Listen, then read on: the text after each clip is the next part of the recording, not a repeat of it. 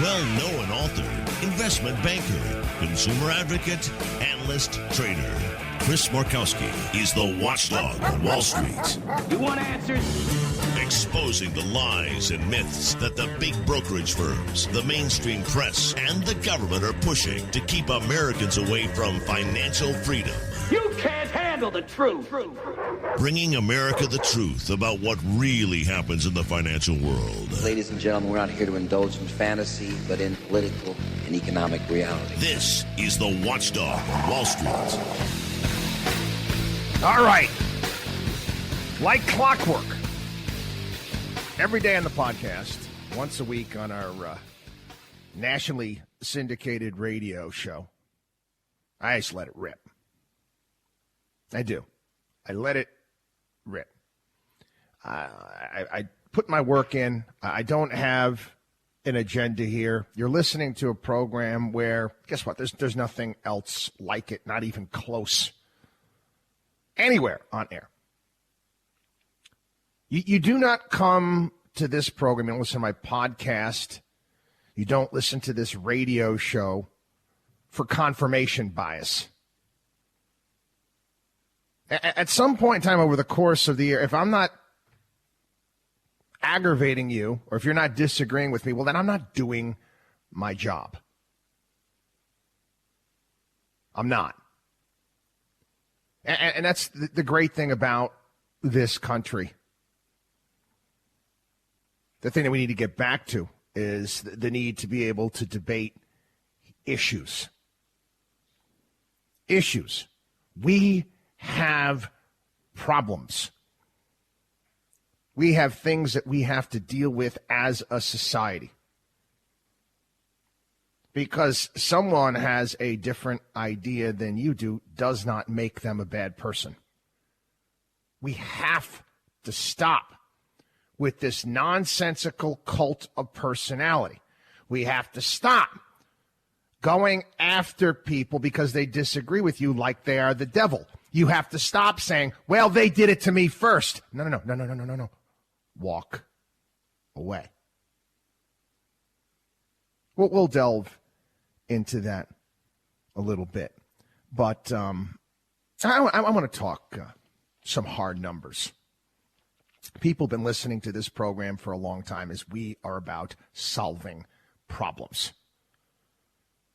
Solving problems. And the reality of the situation is most problems can be solved. It's not that difficult. Most of these problems, they present these things, people in Washington, D.C., both Republicans and Democrats, basically talk about the complexity of problem, the issues and how complex they are. They're not. They're not. And because of their inability to deal with problems, we end up with situations like Hurricane Katrina, or we end up with the rollout of Obamacare, or we'll end up with the rollout of vaccines. One screw up after another screw up after another screw up. What's amazing to me is that people continue to look to these politicians, continue to look to Washington, D.C. for answers, rather than looking within themselves. Again, I know that these are bigger issues, right? Supposed to have some sort of national response that we can't even get that right. So why would you look to them?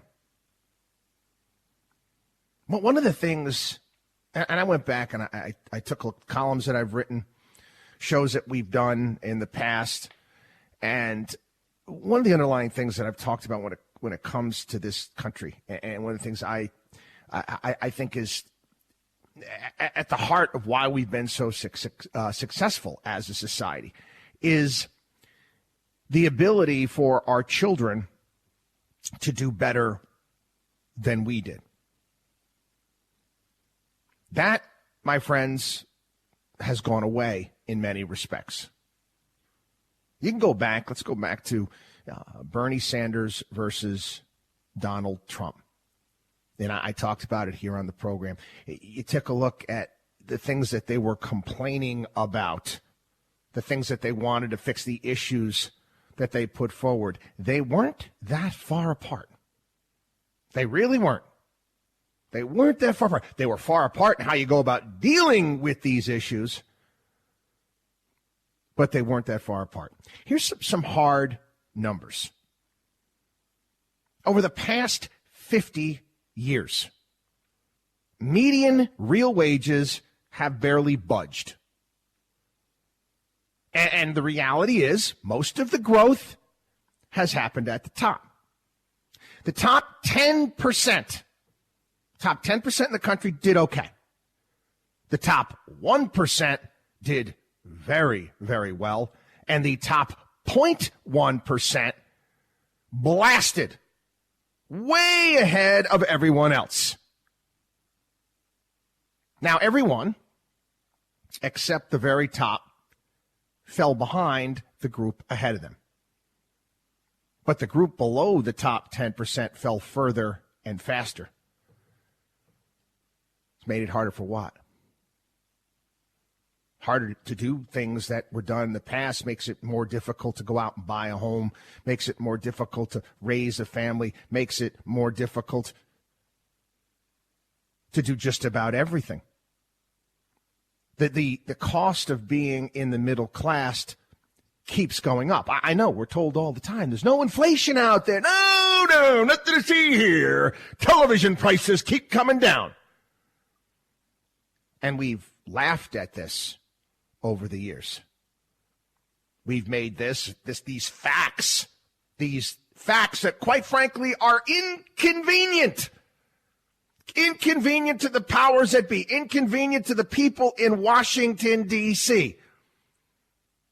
These are things that we have taken into consideration when, guess what? We're putting people's financial lives together, when we're preparing people for the terrain. Anyway, there is some numbers here that I was taking a look at. And again, I want you to kind of think about this. In people born in 1940, about 95% did better economically than their parents. 95%. Now, for people born in 1980, which is basically the advent of the millennials, about 40%. 40% of those raised in the middle class are better off than their parents at the same stage in life. Again, and these are people, mostly ones that went to college. If you didn't go to college, it didn't work out that well for you at all. But what do we do, people? What do we do as a society? And I yelled and screamed about this on the program. So we can get a $2 T-shirt rather than a $9 T-shirt.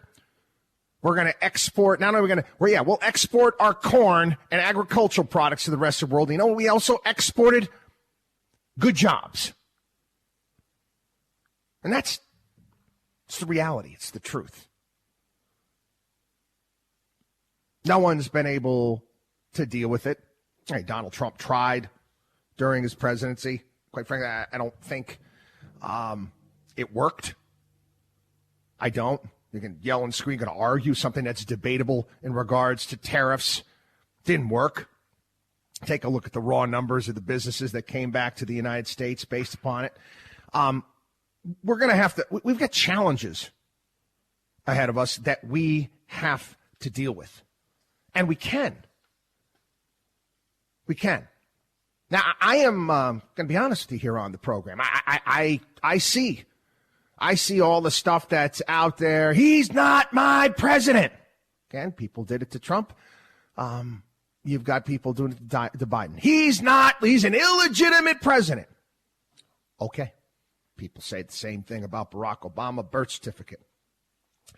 I tell you what, if you think that that's going to solve problems, you've got another thing coming. You have got another thing coming. You got to deal with the fact that he is president now. We here on the program are equal opportunity bashers. We give credit where credit is due. We gave a ton of credit to policy initiatives that were instituted by Donald Trump. A ton. But we also went after Donald Trump for the things that just didn't make sense.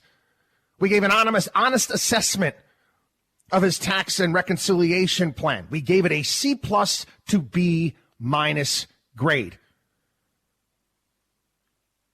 Didn't go far enough as far as I was concerned. Too many carve-outs, too many giveaways. I wrote a column several years ago entitled Wasted Talent. And it was based upon a line from the movie A Bronx Tale. The saddest thing in life is wasted talent. We have to stop wasting our talent here. We have to get back to the point in time where we are looked upon as that great land of opportunity. We were doing well. I get this. People, it was prior to COVID. We're killing. I get it. We were improving. There's no doubt about it. But the terrain right now is a completely different situation.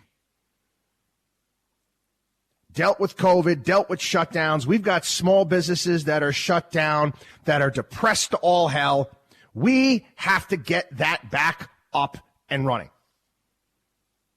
And if you think jumping up and down and screaming illegitimate this and illegitimate that is going to change that, you're wrong. It's not. Back in when I wrote the column, I actually talked a little bit about Rome and what happened to Rome and how, again, you take a look at what they did in the beginning, what made them successful, what made them, the balances, the separation of powers, and how, what happened, what fell apart going from a republic to an imperial autocracy. Three stubborn lessons of history. No people who lost their character kept their liberties. Power that is shackled and dispersed is preferable to power that is unrestrained and centralized. The here and now is rarely as important as tomorrow. We got a new sheriff in town, right? New sheriff in town. We also have a new Congress in town as well. I would like to see all this talk about unity. Unity does not mean we all have to think the same way, because again, that's not who we are. Unity means, guess what? We've got issues we've got to deal with. They need to be debated in a Socratic way. I know, it's not possible. Listen, I know you're dealing with people I've been around for a while. I get it. That are point fingers and call me. I understand all that.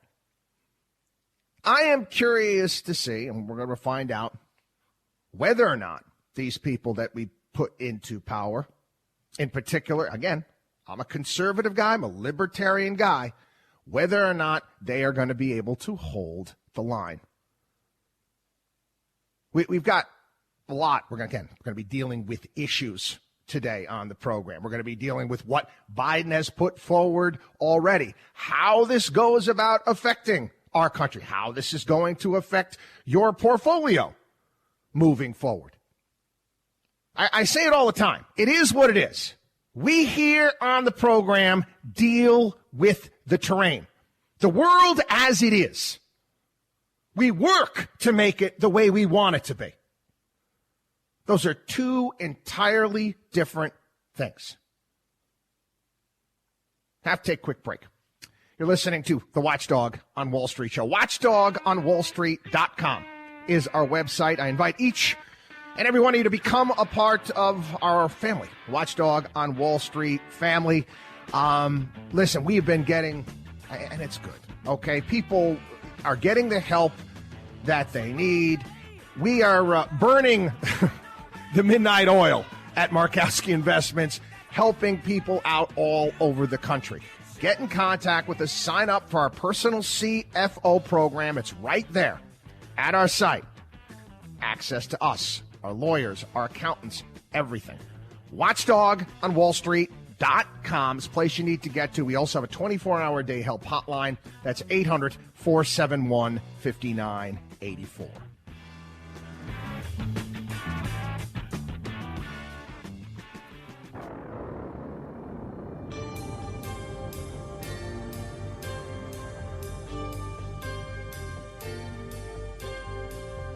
Bringing America financial freedom one listener at a time. You're listening to the Watchdog on Wall Street with Chris Markowski.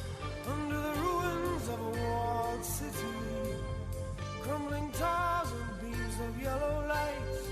Welcome back, everybody. It is the Watchdog on Wall Street show. I put my platform, the Watchdog on Wall Street platform, forward here on the program. And pretty simple. Pretty simple stuff. You want to fix the country? I haven't wavered. I haven't changed. It's amazing how we can't get these simple things done to make the country better. We need to simplify the tax code. We need to get rid of loopholes and handouts and giveaways. We need to balance the budget. We need a balanced budget amendment. Don't spend more than you're taking in. The regulatory process here in this country, we need to reform that. Donald Trump, he actually did a pretty darn good job getting rid of ridiculous regulations. The process in of itself, where you have these agencies that act as judge, jury, and executioner. No, not only that. Legislator, judge, jury, and executioner. They come up with their own rules and laws is nonsense. Simplicity is the key when it comes to rules and regulations, not gray areas, black and white. Term limits.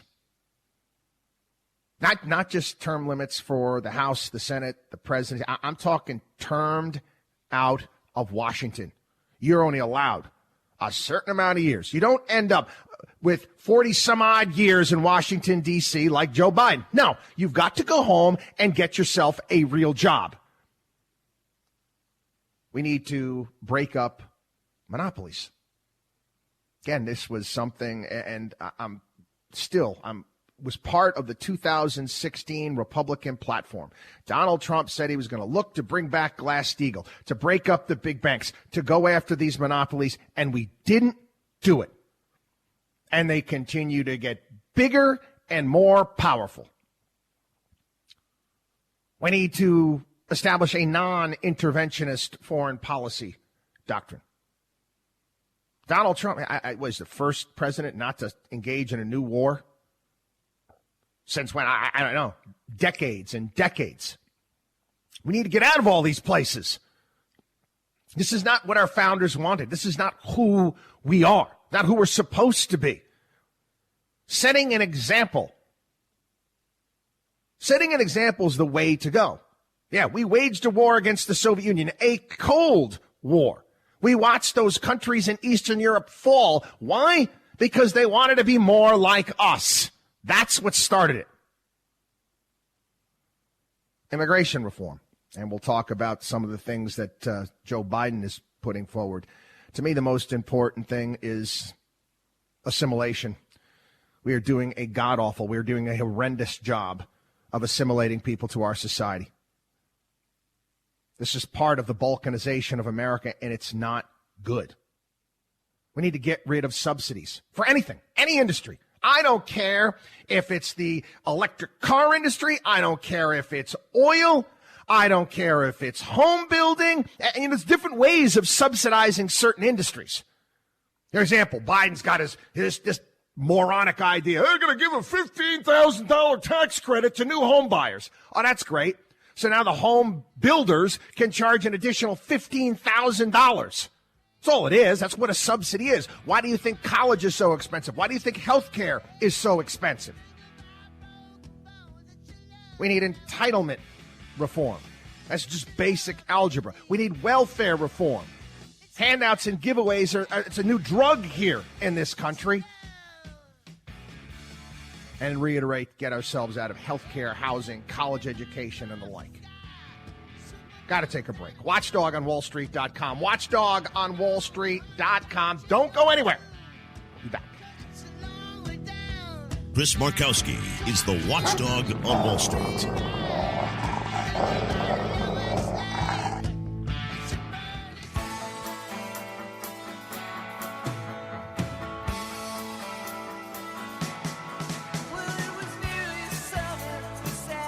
Taking Wall Street's liars, crooks, and cheats out behind the woodshed. You're listening to the Watchdog on Wall Street. Welcome back. Yeah, for all of our new listeners all around the country, our personal CFO program that we have up there on our website, got a lot of other great stuff there as well you can take advantage of. Account repair kits, all sorts of great stuff, you name it. Personal CFO program, it's all about learning how to manage your money properly. We will teach you this. We will prepare you. That's what we do. You're going to learn how to navigate financial storms. You're going to learn how to navigate corrections, volatility. You're going to be able to avoid risk, including things that haven't happened before. And you're going to be able to learn it. You're going to get this from this program as well and our podcast to discern the difference between conventional wisdom of the day and the reality of the terrain. How do we do it? That's what you're going to learn.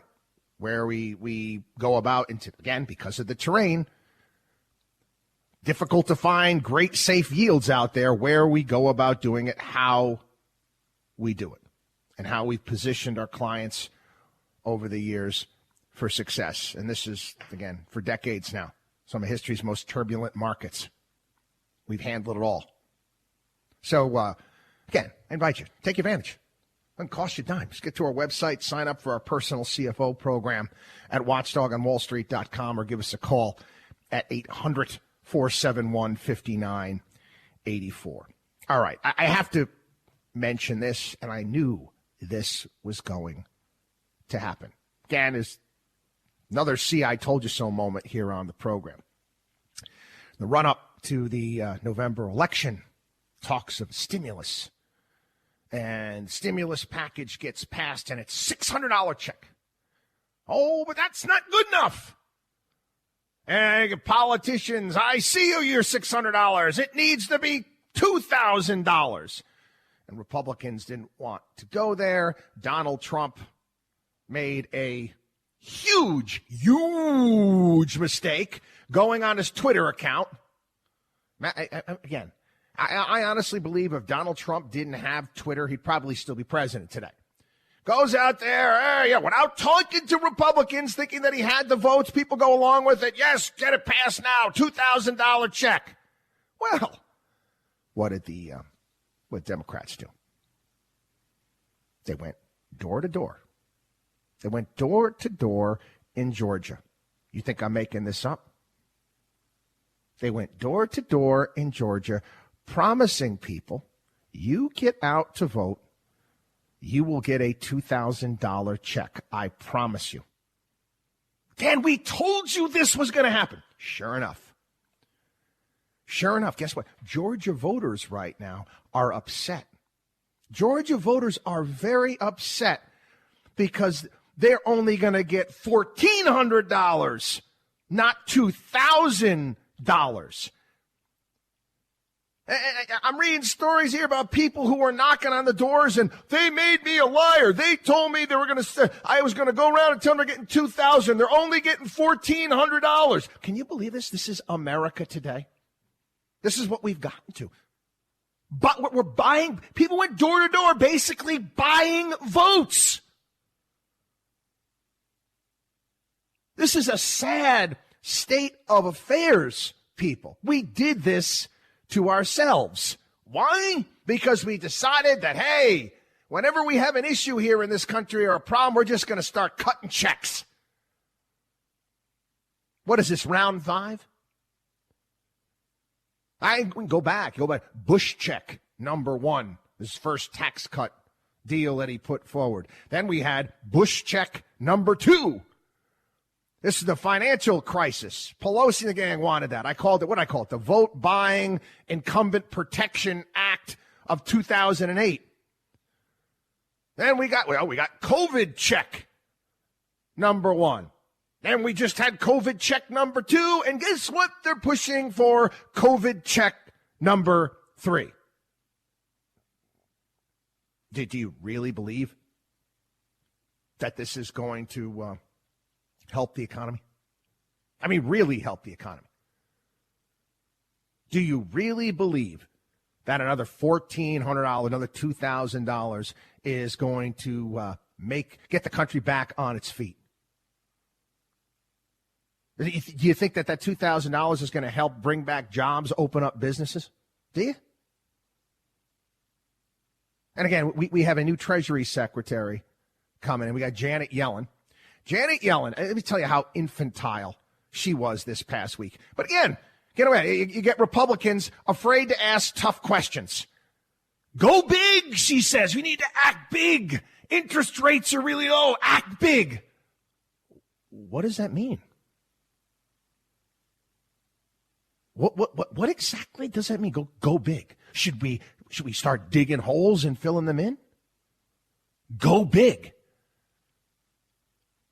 And you take a look at the latest, $900 billion. How big is this thing? No, 1.9. Excuse me, trillion. Whew. The numbers are getting so big. $1.9 trillion package.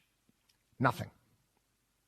Zero zilch nada when it comes to rebuilding the growth area of our economy, small business. Nothing more than transfer payments. It's a joke.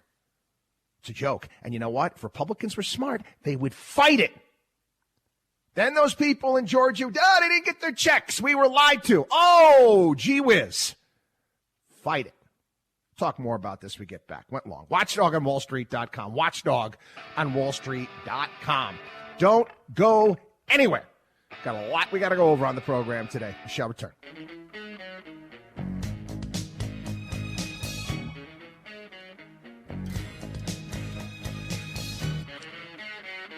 This is the Watchdog on Wall Street. Damn straight. Damn straight. Place to take the liars and crooks, the cheats out behind the woodshed and give them a bit of a beat down. Been doing it for over 20 years now here on the program. Anyway, no. I'm not heartless by any stretch. You want to do a stimulus package? Okay. You want to extend unemployment? No problem with that. Hey, you want to raise it to 400? Okay. No more checks. No more money. No money to states that can't handle their own business. No money. No, it's money for vaccine rollouts and billions of dollars. You could put Amazon, Walmart, you could put these companies in charge of delivery of the vaccine, and it would be done properly. You know it, and I know it. All of this money is going down a black hole. It's just going to make people that are in power and bureaucrats richer.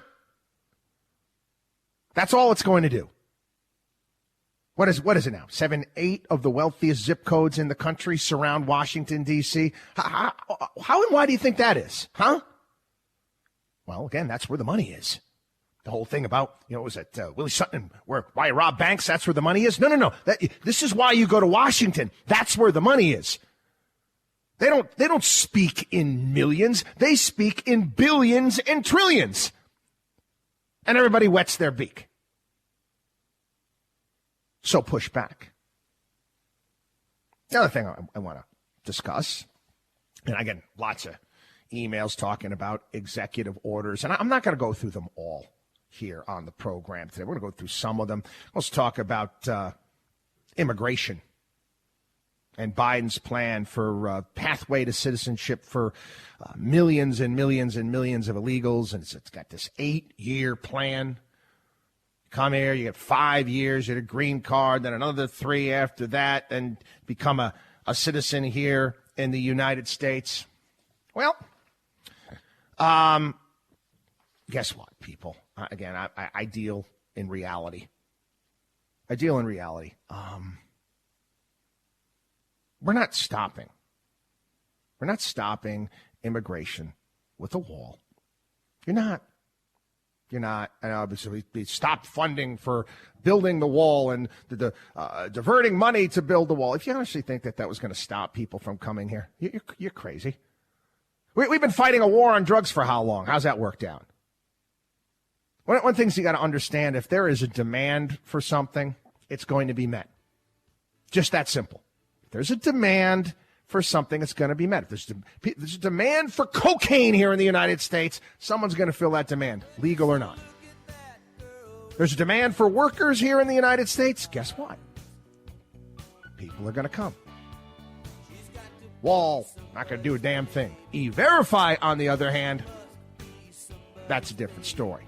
We'll delve into this a little bit when we get back. Watchdog on WallStreet.com. Watchdog on WallStreet.com. Again, take advantage. All the great stuff we have. Watchdog on WallStreet.com. We'll be back.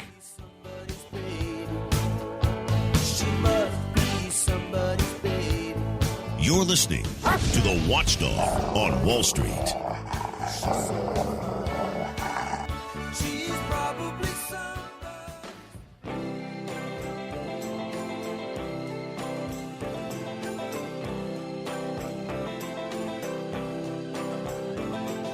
The only man who is taking on the Wall Street establishment. You're listening to the Watchdog on Wall Street with Chris Markowski. Another quick reminder, not Mary Poppins. I tell it like it is. No spoonful of sugar to make the medicine go down here on the program. We deal with facts. We deal with reality.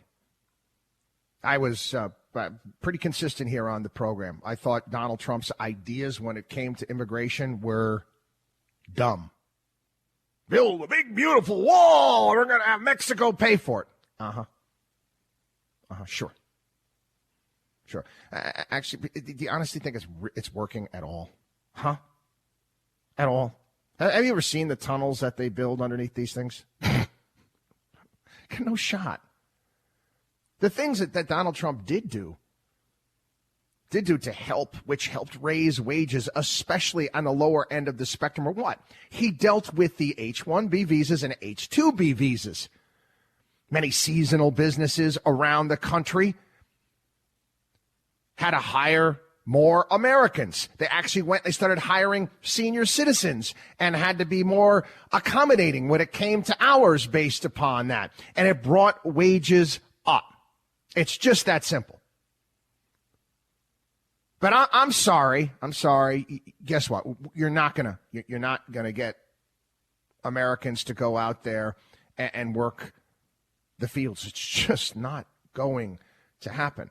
So if we need to bring workers in for this, we should assimilate them. We want people that want to come here to assimilate, to become Americans. We haven't done that. If you really wanted to do away, if you really were ever serious about doing away with illegal immigration, all you need to do is two things. You need to actually utilize E-Verify and force businesses, force them, harsh penalties if they do not hire legal workers. We have E-Verify in place. It's not a difficult thing to do. Nobody follows through on it. And you have to stop giving away free stuff. You do away with all the handouts and the giveaways, and you make sure that people are legal before they work. Problem solved. Why would anybody come here? Doesn't make any sense. But this is the reality of the situation. What people don't understand. This is the show. This is the Washington, D.C. show. This is the crap that they put on TV. These pretend arguments and fights. The powers that be, the watchdog on Wall Street axis of evil, big business, politicians, and mainstream media, they want the cheap labor. Period. The end. They want it. What do you think? You think corporate America? You don't think the U.S. Chamber of Commerce is salivating over all of the cheap labor that's going to be coming into this country? You don't think that that's great for profitability, great for stocks? Oh, they don't tell you that, but it is. Anyway, I want to go into some of these other executive actions by Joe Biden. You want to talk about I got several emails, people talking about re-entering the Paris Climate Accord and how it's a handoff to China. No, it's not. The Paris Climate Accord, people, we were doing better than any country in the world prior when it comes to carbon emissions. Okay? All it is a show. That's it. These countries are going to follow. They're going to do what they want to do. It's non-binding crap. That's all. That's all it is. It allows for certain bureaucrats and power that be go to meetings in different places around the globe and stay in fancy hotels and go to cocktail parties. Those are going to be benefiting from this stuff, and we'll get into a little bit later on in the program. Some of the stuff that Biden is putting forward, Wall Street. Oh, yeah, they've been dying to get in the carbon trading business. Oh, man, that'd be another thing that they can sink their teeth into, right? Another one, Biden looks to give big boost to home buyers and builders. Mentioned this earlier. $15,000 first-time home buyer tax credit. Again, wants to strengthen the Community Reinvestment Act. Yeah, that's great. We're going to, it's, hands-off with the banks there, forcing banks to give loans to people that probably shouldn't get loans. Not a good idea. Never a good idea giving somebody a loan or getting them money that they do not deserve. If you're just going to get them into trouble, you're going to make their life more miserable. $15,000 first-time home buyer tax credit. Does that do you really think that helps the home buyer? Do you really believe that? No. People, again, you got to understand how the world works. Home builders will say, ooh, because of this tax credit, we can charge an additional $15,000 for the house. That's how subsidies work. We could take a look at it. We've explained it here in terms of college education. Imagine if we woke up tomorrow and there were no such things as government grants and no such thing as student loans. What would college and universities have to do? Quite simply, they would have to price their product based upon people's ability to pay. I'll never forget. I actually had this conversation, it's got to be about 15 years ago, on CNN. This conversation on CNN. Don Lemon was the host. I was on with Don Lemon about 15 years ago talking about this on air. He didn't even know. I explained this. He didn't even know how to react to it, for crying out loud. But, my email box is filled up with, poor people are not going to be able to go to college. No. Obviously, again, you're not thinking. You don't understand. Anyway, got to take a break. We got a lot of stuff we have to go over today on the program, financial planning stuff, all sorts of great stuff. WatchdogOnWallStreet.com. Again, reminding everybody, get to our website, okay? Sign up for our personal CFO program. Take advantage of all the great stuff that we have. WatchdogOnWallStreet.com, our 24-hour day help hotline, 800-471-5984.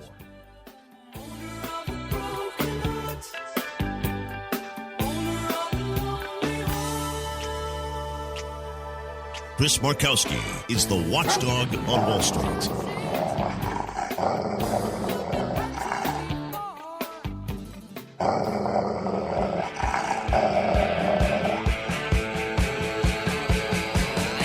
Well-known author, investment banker, consumer advocate, analyst, trader.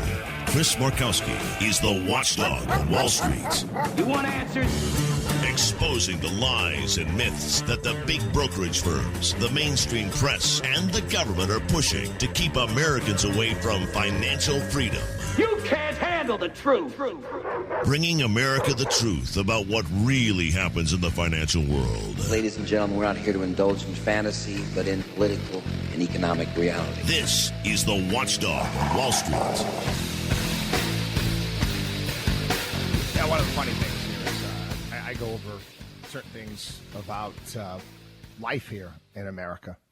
And oftentimes it opens people's eyes. I've talked about the Plato's cave, the allegory of the cave, and turning from the shadows on the wall and looking into the light. And I get these emails and phone messages and all this stuff from people all over the country. And, do something. I am. I'm doing my darndest here on the program to inform you, so you will make better choices when you pull the lever in the voting booth. But if you think that I have the power, I have some sort of magic wand, I can change what's going on in Washington, D.C. I don't. I know I've talked about this a lot here on the program. I might not like the terrain. I might not like what's going on, but my job is to embrace it. There's what was that line? I think it's a Navy SEAL line, if I'm not mistaken. When you're training, you need to embrace the suck. That's what we do here on the program. It does me no good to complain about the fact that I can't, how difficult it is for me to get risk-free, safe yields out there that make any sense. But I can't get 6-7% on a 10-year treasury. You want me to sit here and complain about it, or do you want me to do something about it? We got a lot of people out there that can complain about things. We discuss them here on the program. We tell you what the terrain is, and we deal with it. I do have many phone calls that I have to return and messages I have to return from people all over the country encouraging me to run for, you got to get involved. You should run for office. No. I couldn't do it. I'm sorry. Not for me. The job description, I can't do. The politicians do. Okay, for the most part, is just get on the phone and ask people for money. I don't do that. Not doing that. Oh, yeah, we went over this here on the program. I know I've talked about this.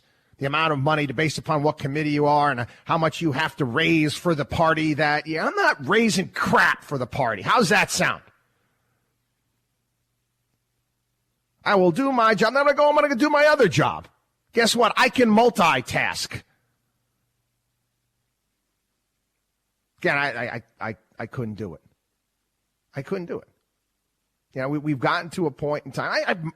At the local level, maybe when I have a little bit more time. I still got kids that I'm coaching and games to go to. Maybe. But I wouldn't last long. I really wouldn't with these people. I didn't have an ethical bypass at birth. There's that line from, was it from Hunt for Red October? Jack Ryan is talking to, I don't know, it was the president's, it was Secretary of Defense or his chief of staff, and he goes, tells him he's a politician, which means I'm a cheat and a liar or something like that. Not kissing babies, I'm stealing their lollipops. Yeah, that's not a job for someone like me. I couldn't tolerate it. But anyway, let's talk about, quickly again, something that I've seen, quite frankly, I don't like. I advise against this. Again, I've been the victim. I'm going to call it victim. I don't like that word so much. I've been the recipient of a lot of venom and anger from people all over the country. People getting angry.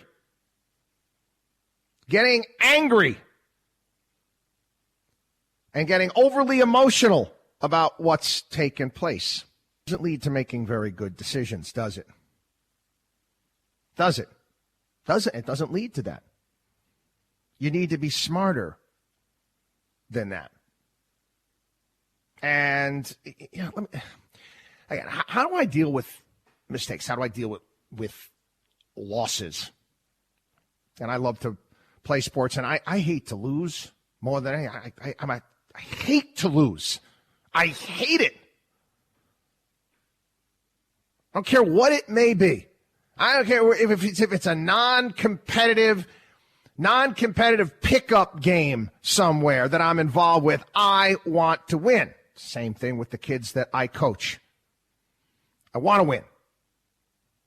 Never cheat to win, but I want to win. What happens when I lose? Well, of course, I'm not happy about it. Why did we lose? Well, you know what? This is why we lost. So we've got to go back and we've got to work on these things so we can win the next time. Yelling and screaming and getting angry and illegitimate this and it was stolen that. You think that's going to change anything? Do you think it's going to make anything better? And I know everybody talks about, look at the reception that Trump had and all of the rallies and the boat parades and the barbecues. Let me ask you a question. I'm being honest. Don't get upset. Do you think that those boat parades convinced anybody to vote for Trump? I'm saying. Do you think that any of those boat parades got anyone who was on the fence to vote for Trump? Or do you think going into, again, neighborhoods where people might not be inclined to vote, might never have voted, maybe going into those neighborhoods and trying to convince them why your candidate is better, do you think that might be a little bit more effective than a boat parade? Just saying. Anyway, we're going to go in and out of some of the politics of the day and what we deal with here on the program. We're going to also deal with, how we go about making money and dealing with all of this. I mentioned last hour talking about green companies. It's a reality. People, there's going to be money flowing in that direction. It is what it is. Again, you got all of the major banks out there. They've gotten together and say, hey, yeah, we want a part of this too. We've talked about regulatory capture, how much I can't stand it, but I pay attention. Again, it's part of the terrain. Certain companies in this country are protected. They're the ones that are going to have access to these new markets. They're the ones that are going to profit from these things. Would it surprise me in the slightest that they have some sort of carbon capture trading regime coming from? No. It wouldn't. Anyway, I have to also talk about this story. Got some questions about it, about China's GDP and the data coming out of China and how, wow, they are the only country in the world. Top line Chinese data, 2020. Wow, they did a great job despite the pandemic. All right. Again, it's China. Okay? I want to remind everybody, it's not a Soviet-style communist country by any stretch. We've discussed this here before. But they are still a country where the BS flies. And I'm going to be honest, people, we are here on the program. The BS that flows from our government, same thing. Anybody actually believe the jobs numbers and believe the GDP numbers of our country too? I don't. I don't at all. But the idea that China's GDP is booming is crazy. We got a lot of, I like to call it economic CGI, special effects. There's a lot of special effects out there when it comes to economic numbers. You can get out and about. You can travel this country. You can see what's taking place. See what's taking place in major cities. You can see all the for rent signs, all the boarded up stores out there. And you're going to tell me that, things are looking up? We have a long way to go. I also got to get into this as well. Because everything that's been going on, we haven't really gotten into a lot of the ripoffs and scams. I know several weeks ago we talked about the fines that the big investment firms, the big banks have paid out over the past couple of decades. Staggering number. Over $200 billion. Think about that number. $200 billion over a 20-year period of time. Big brokerage firms. Nobody goes to any jail. Nobody goes to jail. Nobody gets in any trouble. And yes, I still collect them on a daily basis. Stories from all over the country, where hard-working Americans put their faith into big brokerage firms and to certain advisors out there and get taken. I've tried over the years to educate people as best I can to what to look for, what to look out for. I think the most important thing that people need to realize, again, is that everything in life that has meaning, value, and worth involves work, time, and effort. Investment cons and frauds come in all shapes and sizes. But the reality is they always rhyme. What I mean by they always rhyme, there's an element to them. There's the greed element, or there is the fear element. That's how they sell whatever scam that they're pitching at that point in time. One out of Southern California was a guy who bilked investors out of $150 million pyramid scheme. Pyramid scheme. Again, think about this. He was pitching some fake digital currency called gem coins. And it was backed by mines for amber and other gemstones. 72,000 people. 72,000 fell for this. I would have told you it was a scam in under 2 minutes. Again, one of the things that we do here on the program, get to our website, watchdogonwallstreet.com, account repair kits. Ask me. Ask me. You can go take a look at our track record over the years. We warned people about Madoff, for crying out loud, and that was one of the more sophisticated ones that was out there. Again, we are here to help, whether it be our account repair kits, whatever it may be, our personal CFO program, where again, I'm not telling you. Think that I'm going to go on this? You know what would happen if I went on this program and I told everybody I had some sort of magic algorithm that would show you 15% a year guaranteed?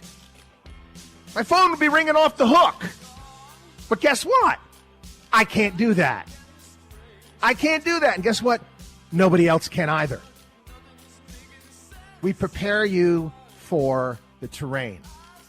Watchdog on wallstreet.com. Watchdog on wallstreet.com. Again, take advantage of everything that we have there at our site. Watchdog on wallstreet.com, or give us a call, 800-471-5984.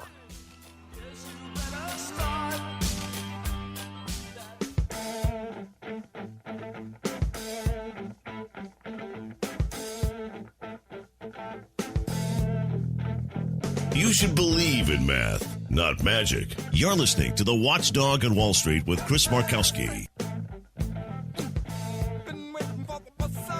Welcome back, everybody. I saw this story this past week, and it really did. It made me sad. It was talking about how many jobless youngsters right now are going to some website online, and they're making money by selling, well, pictures of themselves, if you get what I mean. And I'm like, wow, it's just fantastic where we're at right now. We've got to get our act together. We've got to get our act together quickly. And one of the things that we've got to get our arms around is just the global economy and trade. So prior to COVID, we strike a trade deal with China. Again, it wasn't comprehensive in the fact that we didn't get other allies on board with this. We weren't able to move enough of our supply chains over here to the United States. When we got hit with a situation like COVID, we recognized just how reliant we are on countries like China. Now, when Donald Trump was working out the trade deal with China, he didn't want to get involved, made this perfectly clear. We've got to leave any sort of issues when it comes to the Uyghurs and the human rights violations of China. We've got to leave that out of this because it's not going to be helpful in getting a trade deal done. And this past week, all of a sudden, former Secretary of State Mike Pompeo comes out and says the United States has concluded that the Chinese Communist Party's actions against the Uyghurs also constitute crimes against humanity. Again, can we get our story straight? Can we figure this out? What are we going to do here?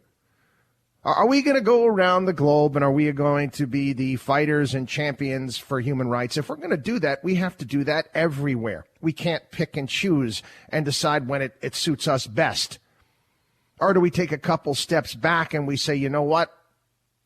It's not our business to get involved in the internal affairs of other countries. You want to do that at the UN or somewhere else, that's fine. I think the rest of the world is kind of to come to the recognition that, guess what?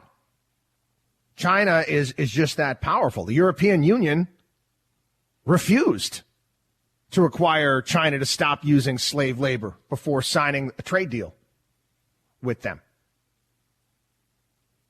I don't know, people. I'm honest here. I don't know how we pull back from where we've come. Corporations, again, I've talked about this. I've lamented the fact that corporations they're not patriotic. Okay? They're not. They can set up shop anywhere. That's the world we live in today. It's quite different. Quite different than the way it used to be. Again, you go back to when Obama was president, when United States is the highest corporate tax rate in the world. Companies just say, I'm not going to stay here. I'm going to move my corporate headquarters to Dublin or somewhere else where it's more friendly. Yeah, we talk about trade agreements, and again, I'm all for, you want to have free trade. Have free trade, fine. But how do you have free trade with a country that has slave labor, indentured servants? Again, we are going to have to, and I don't know if Biden's going to be able to do this. I really don't. I highly doubt it. Work with our allies. Again, we got the UK, which is now independent from the European Union, and putting together some trade deals here. We also have to, again, focus on the concept of the quality that we put out here in the United States, that made in American label. I look for it all the time. And everything that I buy, I want to see where did this product originate from?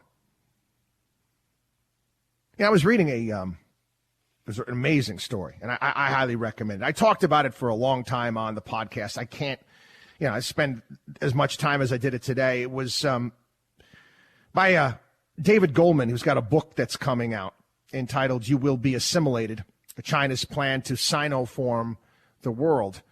And you go through and you take a look at the things that the technology that they are utilizing, what they're doing, the implementation of 5G within their country, what they're planning on doing with healthcare, and all of these things. It is state-of-the-art stuff. It reads like a sci-fi novel, and it's happening now.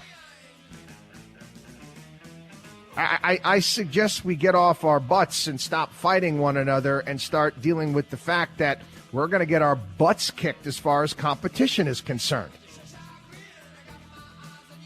Watchdog on WallStreet.com. Watchdog on WallStreet.com. Don't go anywhere. We'll be back. You're listening to the Watchdog on Wall Street.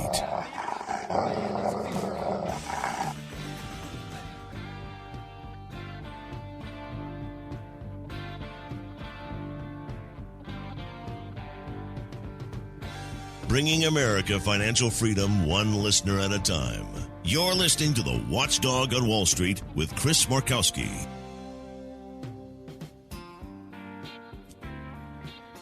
Welcome back, everybody. It is the Watchdog on Wall Street. Always honored to have you tuned in to the program. Again, want to remind everybody to become a part of the Watchdog on Wall Street family. Learn how to deal with the terrain. Sign up for our personal CFO program, amongst many other great things that we have at our website at watchdogonwallstreet.com.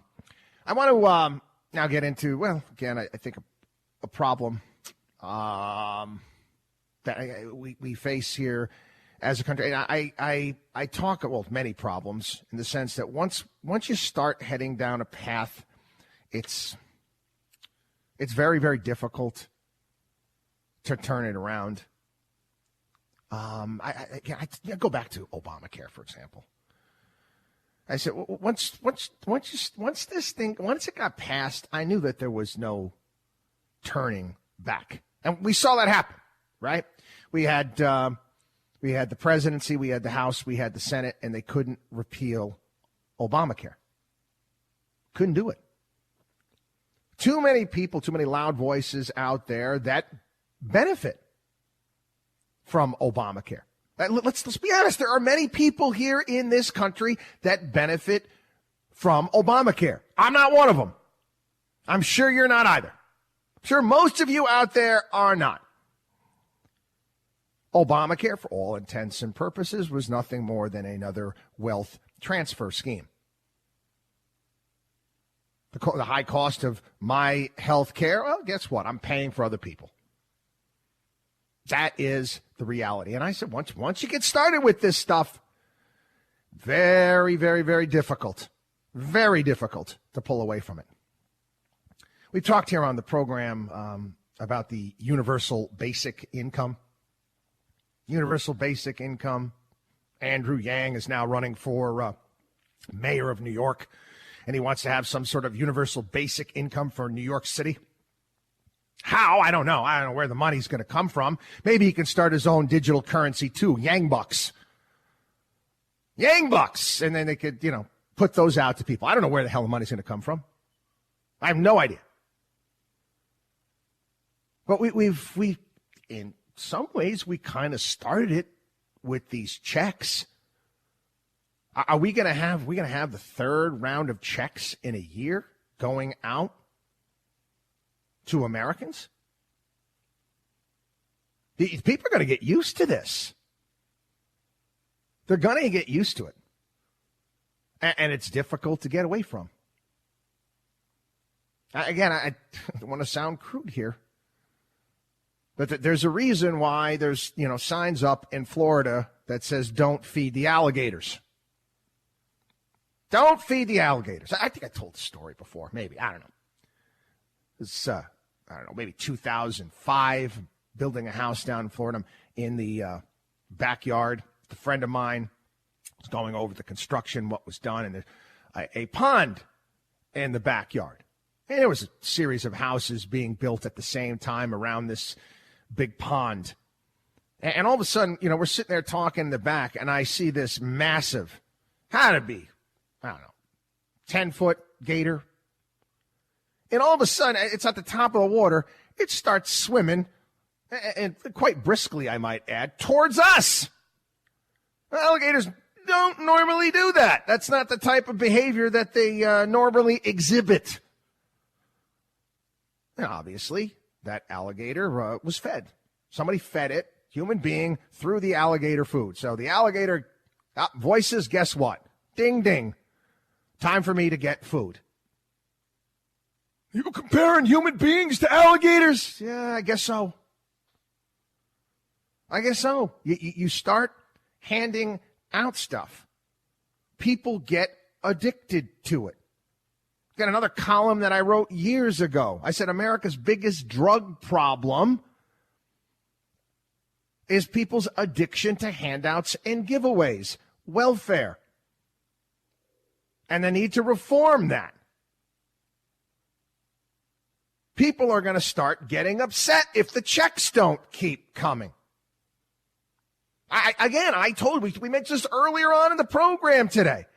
The people in Georgia, voters in Georgia that voted for Ossoff and Warnock, they're upset right now because they're going to only get another $1,400. They're up in arms. By the way, Warnock's up for re-election, just so you know, in 2022. So don't be surprised. Don't be surprised he starts, clamoring for a full $2,000 to make good on that promise. And if he doesn't get it, you're going to blame it on Republicans, the mean-spirited, god-awful Republicans out there. This is what happens when you start buying votes. This is what happens when you start handing out money. Anyway, another part of, and these are all, again, things I've talked about in the past. Joe Biden wants to put forward a $15 an hour minimum wage for the United States. Again, $15 minimum wage for the United States is nothing more than virtue signaling. That's a sport now in this country. You got to show off at how much you care. It's been going on for a while. From ribbons to hashtags to all sorts of stuff to like buttons. Virtue signaling, you got to show that you care. I'm for $15 an hour minimum wage. I care. You do, huh? You do. You obviously don't understand how the world works. $15 an hour. A country as big as the United States. Hey, let me ask you a question. Do you think the European Union's could pull off a minimum wage for that entire block? Anyway, we'll get a little bit further into this when we get back. Went long. WatchDogOnWallStreet.com. WatchDogOnWallStreet.com. We'll be back.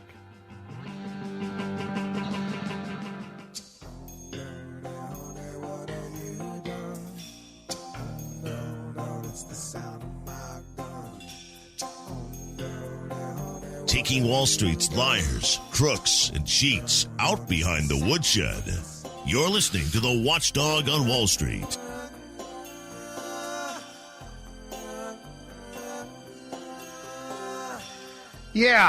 Minimum wage. Written countless columns about this over the years. Minimum wage malarkey, just how nonsensical it is. Think about this. $15 an hour is different everywhere. Everywhere. There's a cost of living difference depending upon where you are here in this country. But why do you think so many companies right now are getting hip to the idea that, you know what, we're going to open up another office. We're going to open up an office in Miami or Palm Beach, Florida, or Austin or Nashville. And we're going to try to get some of our workforce to gravitate towards those areas. The cost of living is lower. The cost of living is lower. Guess what? Cost of doing business is lower. Win-win situation. Don't have to pay as much money. That's just the reality. You cannot dictate to a business how much they pay their workers. You can't do it. You're going to see in fast food joints, you're going to see, again, kiosks. You're going to have more self-checkout lines at big box stores. Jobs will be lost due to the $15 an hour minimum wage.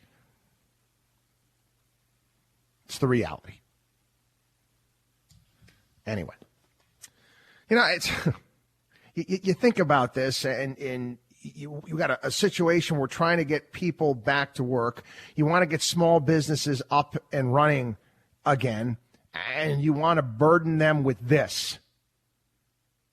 Now they got to worry about all the rules in regards to, especially restaurants, COVID restrictions, and various different things that are prohibiting them from actually opening up, making them profitable, liability concerns due to COVID.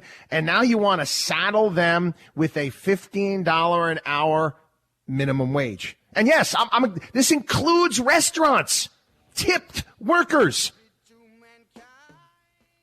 Yeah.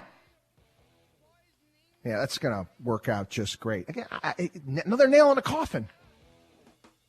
Another nail in the coffin for nothing. It's nothing more than pure virtue signaling, and it's just that simple.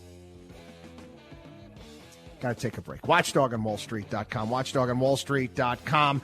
I got into some financial planning stuff when we get back in regards to taking some profits here and there and how we go about doing that. I want to remind everybody, again, take advantage of all the great stuff we have, our personal CFO program, all sorts of great things at our website, WatchDogOnWallStreet.com, or give us a call, 800-471-5984.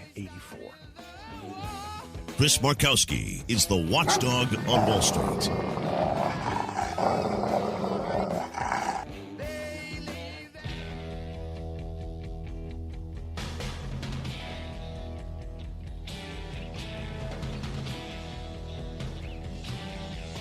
This is the Watchdog on Wall Street.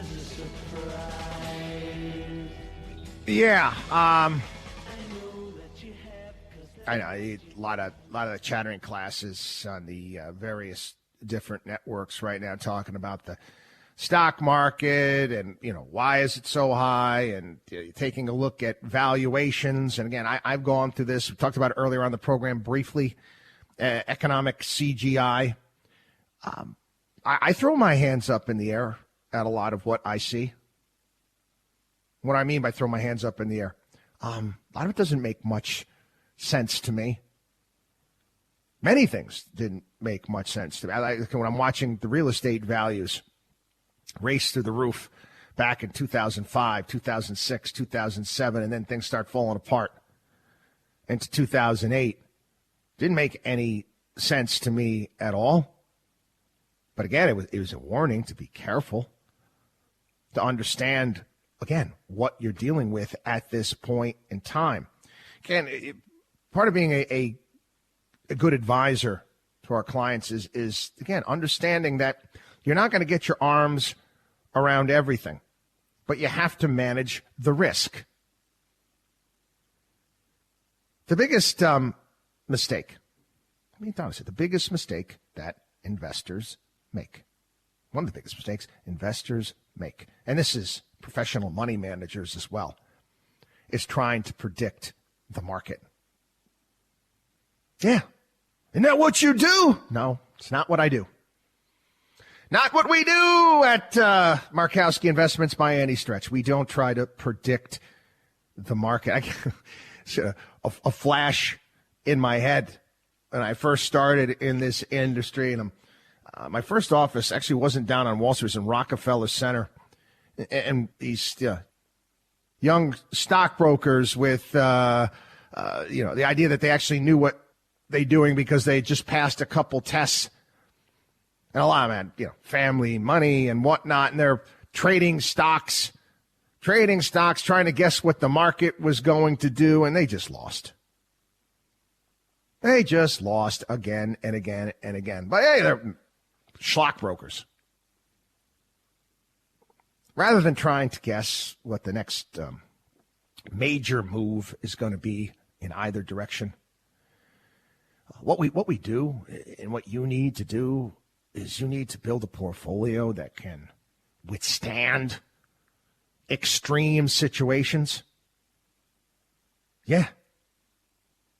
And again, my longtime clients can tell you, when you get that, the proverbial bear comes and the markets fall apart. And again, all the chattering classes on TV or, oh my God, sky is falling, world is going to end. You embrace those points in time rather than fear them. And again, you can go back. I think, again, go on iTunes or whatever site that you use. We have all of our shows archived. Go listen to what we were talking about the past 2020, back in March of 2020. All hell is breaking loose. What did we do? What did we tell you to do? What if you had listened to us here on the program and on our company rather than the idiots are trying to tell you how they can predict the future, that there's magic, they've got some sort of crystal ball that can see the future. In the past 30 years, the average investor in stock mutual funds, this is over 30 years, made 3.8%. That's it. 30 years. Yep, that's a third. A third. Well, I think a little bit, a third of the S&P's average gain over the period. Why? Why do you think that is? Usual. People buy high and they sell low. It's what they do. Talked about all the popularity of all the apps now and the Robin Hoods of the world. And they're nothing new. Okay, they're apps now. And they again, they're really good at flipping those dopamine switches in your mind and getting you to trade as much as humanly possible. But they're just a modern day version of what was being done in the 1990s with Ameritrade, Stewart from Ameritrade, and E-Trade, money up the wazoo, and DLJ Direct. Same thing, right? It's like on your phone. Your phone, you can listen to music, just a modern version of the Walkman in many respects. You can listen to music on either. The reality is whether it be back in the 1990s or today, every single study of investor behavior out there has demonstrated that people continually buy and sell stocks at the wrong times. Consistently over decades, investors sell stocks that are undervalued and are poised to rise, and they buy stocks that do worse than the ones that they sold. Actually, a professor that goes over these numbers is this guy, Terrence Odine. Terrence Odine at Berkeley. And he actually said they actually did worse than if they had been throwing darts at a chart. I want to remind everybody, and I've said this over and over and over again over the years, trying to time the markets is an exercise in futility. Now, I'm honest here. Do you know how many times we've sold out of positions or taken profits in positions and the stock has gone higher? So what? So what? How does one determine the top? And the reality is, people, when markets are going up like they are, guess what? Your portfolio needs more attention, greater amount of attention, a greater amount of maintenance than when markets are going down. Yeah, we'll get into this a little bit further next hour on the program. We got a lot still we have to go over here on the show, as always. WatchDogOnWallStreet.com. Become a part of the Watchdog on Wall Street family. Sign up for our personal CFO kit. WatchDogOnWallStreet.com. We'll be back. You're listening to the Watchdog on Wall Street.